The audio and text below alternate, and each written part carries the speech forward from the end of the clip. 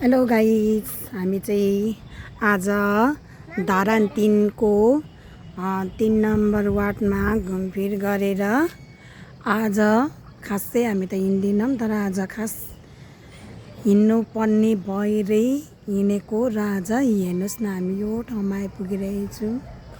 धरानमा नयाँ नयाँ चिजहरू बनिँदा एकदम खुसी पनि लाग्दो रहेछ। हेर्नुहोस् न, कति मजाको वाउ, तपाईँले जुम गरेर पनि हेर्न सक्नुहुन्छ। कति राम्रो छ धरानको रौनक। हेर्नुहोस् त भेलेटार यता। यो चाहिँ हाम्रो 0 पोइन्टको भागहरू देखाउँछ। यता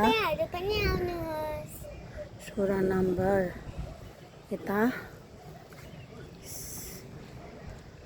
खासै हिँड्ने बानी त छैन, तर आज कहिलेकाहीँ हिँड्दाखेरि पनि रमाइलो लाग्दो रहेछ।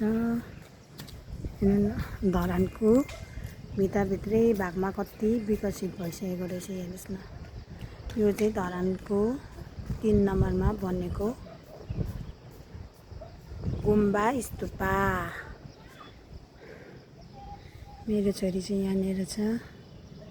हेर्नुहोस् न नानी, जोला हेर्नु न, गुम्बा कति राम्रो छ। गुम्बा त झन् हेर्नुहोस् न,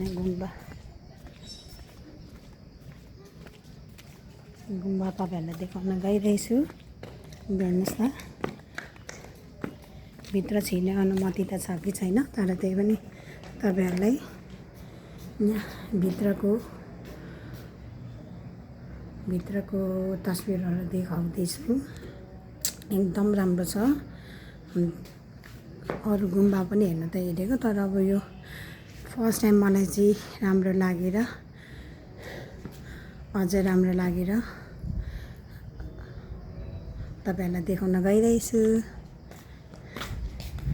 अन्त अब गुम्बा जस्तो पवित्र ठाउँ सबैलाई राम्रो लाग्छ नि, तर अब त्यही पनि नयाँ नौलो ठाउँमा बनिएको त सबैले आएर हेरिदिनु, दर्शन गरिदिनुहोस्।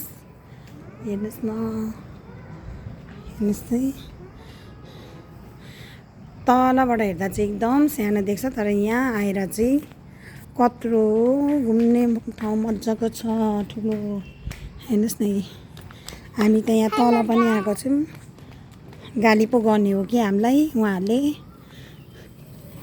हेर्नुहोस् न, डराइ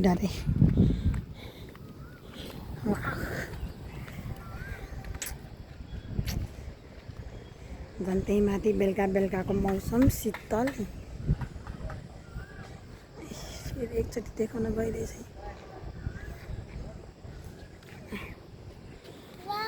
उहाँको बाटोहरू चाहिँ कति ठाउँमा बनिएको रहेछ, बनिने क्रममा पनि रहेछ।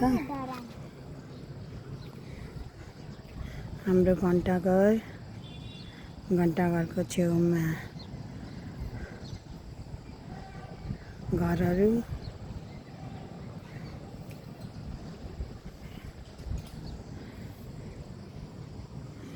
तपाईँहरू पनि एकचोटि आउनुभएको छैन, तपाईँहरू पनि आएर भिजिट गर्न सक्नुहुन्छ।